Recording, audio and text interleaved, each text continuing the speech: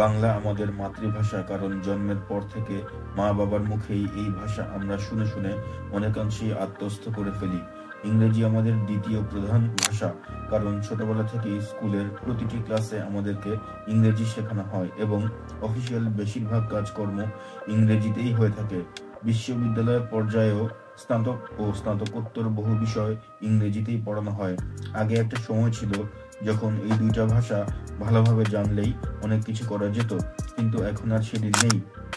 বাংলা ও ইংরেজির পাশাপাশি এখন তৃতীয় একটি ভাষা শেখা জরুরি হয়ে পড়েছে। এই ভিডিওটি শেষ পর্যন্ত দেখার অনুরোধ রইল, কারণ ভিডিওর শেষের দিকে বাংলাদেশে কোথায় কোথায় বিভিন্ন বিদেশি ভাষা শেখা যায় তার বিস্তারিত কিছু নাম ঠিকানা দেয়া থাকবে। প্রথমে আমরা দেখব যে তৃতীয় একটি ভাষা জ্ঞান থাকলে আমরা শিক্ষা ক্ষেত্রে কি কি সুফল পাবো। একটি থার্ড ল্যাঙ্গুয়েজ শেখার কারণে আপনার স্মরণ শক্তি বাড়তে পারে, সমস্যা সমাধানের দক্ষতা বাড়বে, জটিল বিষয়াদি চিন্তা করার ক্ষমতা বাড়বে। সব মিলিয়ে তৃতীয় একটি ভাষা জ্ঞান আপনার একাডেমিক কার্যক্রমের উপর ইতিবাচক প্রভাব ফেলবে। তৃতীয় একটি ভাষার দক্ষতা আপনাকে বিভিন্ন রকমের শিক্ষা উপকরণের অ্যাক্সেস পেতে সাহায্য করবে, যেমন বিচিত্র ধরনের অনলাইন কোর্স, গবেষণাপত্র ইত্যাদির সংস্পর্শে এসে নানা রকমের বিষয়কে পরিপূর্ণভাবে বুঝতে সাহায্য করবে।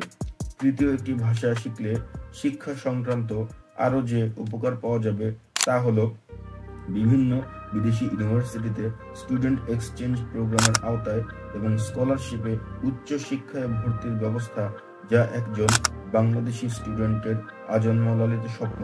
শুধু তাই নয়, যদি একাডেমিক অভিজ্ঞতার পাশাপাশি কোনো দেশের সমাজ ও মানুষের সংস্কৃতির সাথে খাপ খাইয়ে নিতে হয়, তবে ওই সংশ্লিষ্ট দেশের ভাষাকে তৃতীয় ভাষা হিসেবে বেছে নিতে দ্বিধাদ্বন্দ্বে ভোগা উচিত হবে না কোনো মতেই।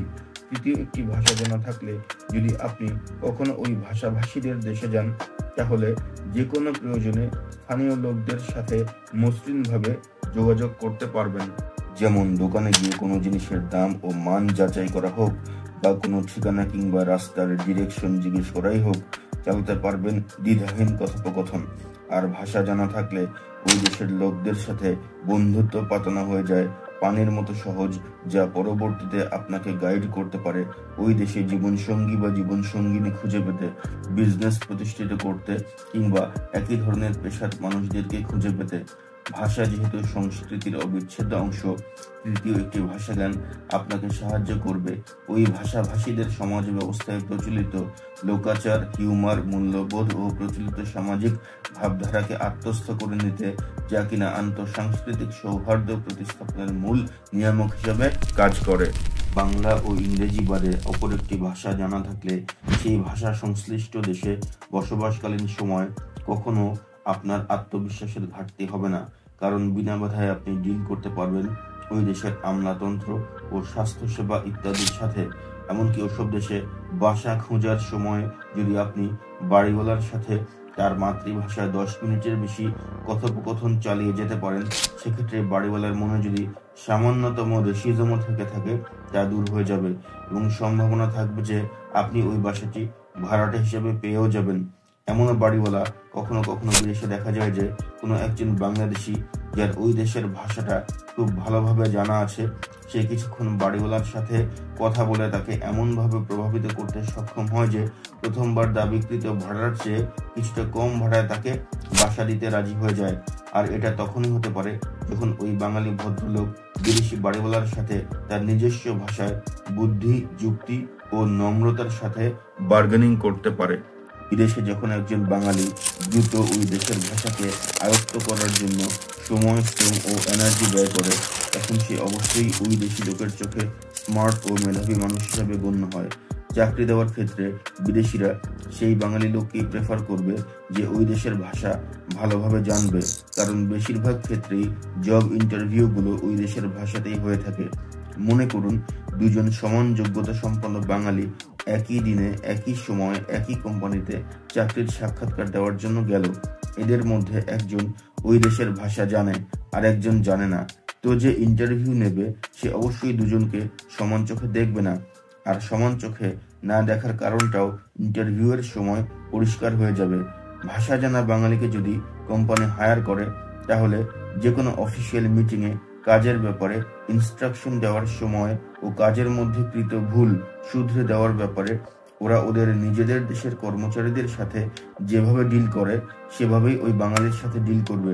কিন্তু সংশ্লিষ্ট দেশের ভাষা জ্ঞানহীন বাঙালি ব্যক্তিকে যদি কাজে নেয় তাহলে ওদের স্বদেশী কর্মচারীদেরকে মাতৃভাষায় যে কোনো দিক নির্দেশনা দিয়ে কাজ করানোর সাথে সাথে ওই বাঙালিকে আবারও প্রতিটা জিনিস ইংরেজিতে বুঝিয়ে দিতে হবে, যা ওদের চোখে অত্যন্ত বিরক্তিকর একটি ব্যাপার।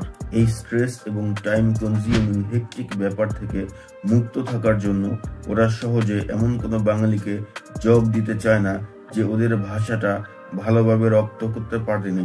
আর নন ইংলিশ স্পিকিং কান্ট্রিগুলোর টপ কোম্পানিগুলোতেও সবাই যে ইংরেজি জানে ব্যাপারটা এমন নয়, বরং ইংরেজি জানা লোকের সংখ্যায় একটা বিদেশি কোম্পানিতে সব সময় কম থাকে। তাই উক্ত দেশের ভাষা জানে না এমন বাঙালিকে যদি ওরা কাজ দেয় তাকে গাইড করার জন্য আবার ইংরেজি জানা একজন অনুবাদককে তাদের নিয়োগ দিতে হবে, যা তারা কখনোই করবে না, কারণ সেটা কোম্পানির জন্য কস্ট এফেক্টিভ হবে না। তো আলটিমেটলি ভাষা না জানার কারণে ইংরেজি মাতৃভাষা নয় এমন উন্নত দেশগুলোতে বেশিরভাগ বাঙালিকে চাকরি জোগাড় করতে হিমশিম খেতে হয়। তাছাড়া আপনি যদি ওই দেশের একজন শিক্ষার্থী হয়ে থাকেন এবং ওদের ভাষায় পড়াশোনা করতে চান, তাহলে ওই ভাষাটি জানা ছাড়া আপনার হাতে আর কোনো উপায় খোলা থাকবে না। তাই বিদেশি ওই ভাষাটি খুব ভালোভাবে শেখার মাধ্যমে আপনার উচিত হবে শিক্ষক শিক্ষিকাদের সাথে পর্যাপ্ত কমিউনিকেশনের মাধ্যমে নানা রকম এডুকেশনাল রিসোর্স এর অ্যাক্সেস পাওয়ার পথকে খোলা রাখা। এছাড়া আপনি যদি চান উক্ত দেশে জব খোঁজা বা ব্যবসা জমানো, তাহলে ওখানকার সোশ্যাল সিস্টেমের সাথে নিজেকে ইন্টিগ্রেট করা বা খাপ খাওয়ানো ছাড়া আপনার গতি নেই কোনো। আর এটা করতে গেলে ওই দেশের ভাষাটাকে রপ্ত করা ব্যতীত আর কোন জিনিস আপনার জন্য এতটা সহায়ক হতে পারে? সর্বোপরি বিদেশি একটি ভাষা শেখা থাকলে উক্ত ভাষা সংশ্লিষ্ট দেশে কখনোই নিজেকে আইসোলেটেড বা একঘরে বলে মনে হবে না, বরং মনে হবে যে আমি যেন ওদেরই একজন, যা কিনা শুধু আপনার একাকিত্ব ও হোমসিকনেস দূর করতেই সাহায্য করবে না, বরং কালচারাল শক অতিক্রম করতে পারার ব্যাপারেও কার্যকর ভূমিকা রাখবে। এখন আমরা দেখব যে বাংলাদেশে বসে কিভাবে আমরা বিদেশি ভাষা শিখতে পারি। দুইটা উপায় রয়েছে, আর তা হলো অনলাইন সোর্স ও অফলাইন সোর্স। অনলাইন সোর্সের মধ্যে রয়েছে প্রথমত বিভিন্ন ভাষার বিভিন্ন ধরনের অ্যাপ ডাউনলোড করা। বিশ্বব্যাপী প্রচলিত বেশিরভাগ প্রধান ভাষার অসংখ্য অ্যাপ বিদ্যমান, যেগুলো ব্যবহারের মাধ্যমে আপনি হয়ে উঠতে পারেন ওই ভাষার উপর অত্যন্ত দক্ষ একজন ব্যক্তি। আর দ্বিতীয় অনলাইন সোর্স হিসেবে আমি বলবো ইউটিউবের কথা। পৃথিবীতে খুব কম ভাষায় রয়েছে যেগুলো শেখার ওপর ইউটিউবে কোনো ভিডিও নেই, বরং বেশিরভাগ প্রচলিত ভাষাগুলো শেখার জন্য ইউটিউবে আপনি পাবেন হাজার হাজার ভিডিও। ইউটিউব দেখে যদি রান্না শেখা যায়, তাহলে ইউটিউব দেখে যে কোনো একটা বিদেশি ভাষা আত্মস্থ করতে আপনাকে খুব বেশি বেগ পেতে হবে না।